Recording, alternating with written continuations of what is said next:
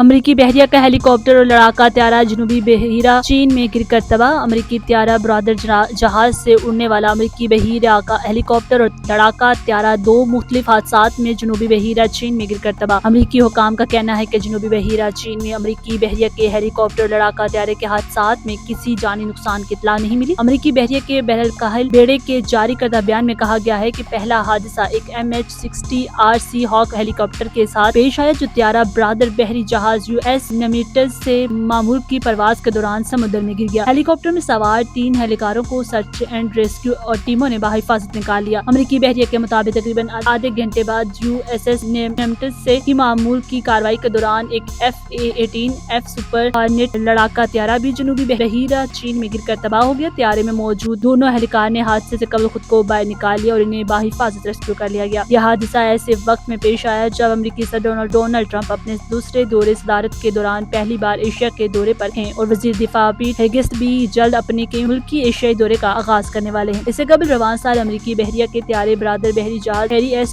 Truman سے بھی 2 جنگی طیارے مشرق وسطیٰ میں آپریشن کے دوران سمندر میں گر گئے تھے۔